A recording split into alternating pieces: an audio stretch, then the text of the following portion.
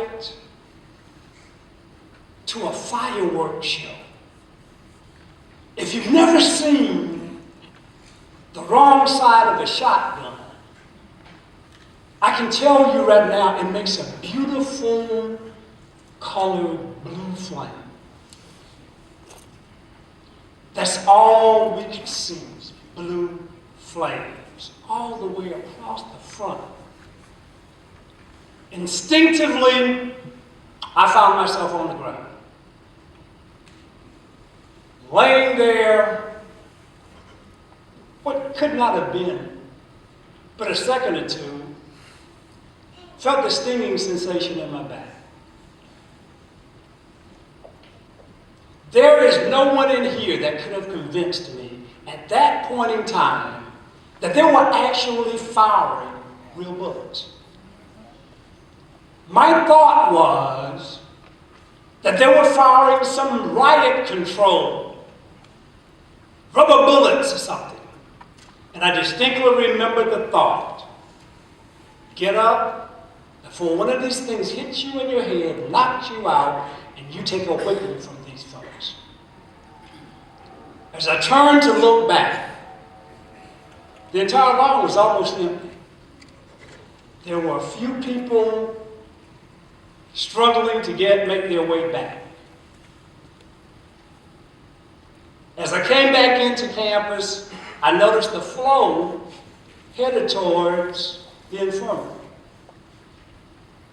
So I followed the flow of traffic, found myself on the porch of the infirmary, asking what happened. Someone said, hey guy, you know you've got a hole in this one. And I'm like, yeah, they're firing that riot control stuff at me. And all of a sudden, I found myself being accosted by 7, 8 people, stripped from the waist up, picked up, being carried into the infirmary. And I'm fighting until I got to a mirror that was hanging on the wall, and I saw a hole. Needless to say, my entire demeanor changed. I was put in a car, transferred to the colored emergency room. Sitting in a chair, a nurse came by, and she says, if there's anyone here who feels like they can, please come and help. We need help. I got up, followed her into a room. Arriving in that room, I saw 4 or 5 people lying on tables. She led me to this one table.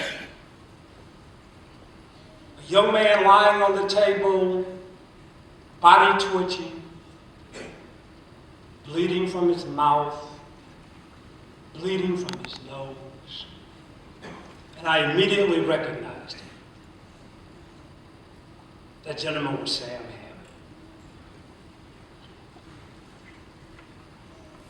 Sam and I had developed a very special bond. You see, we both arrived here on campus in August of the year before. We both joined the football team that year. We reported for training. We were both linebackers on the football team. Now, you can't believe that by looking at me now.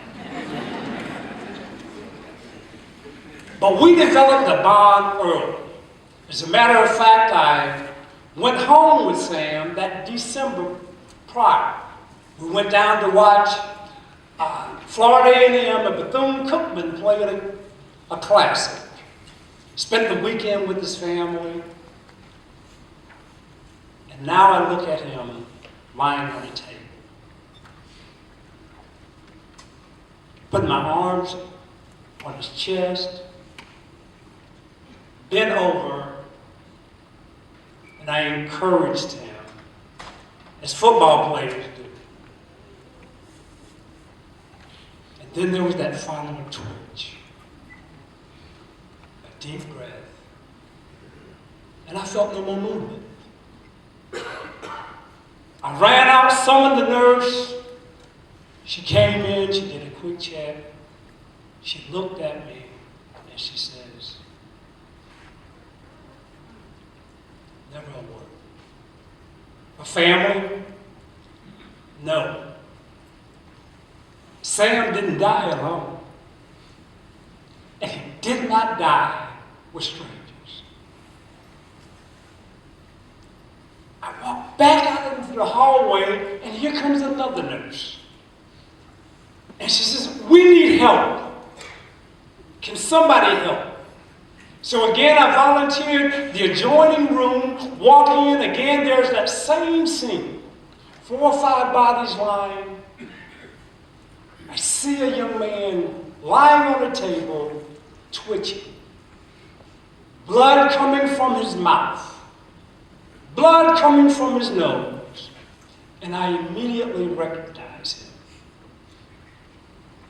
Reverend Frankie Thomas had been hit in the mouth.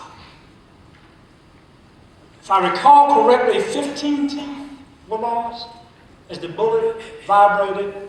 But looking at that scene, I expected the same result. Ladies and gentlemen, I was a 17-year-old. Out of a town of 1,000 people on a good day. Was I some activist? Was I really? I was a student who thought we were doing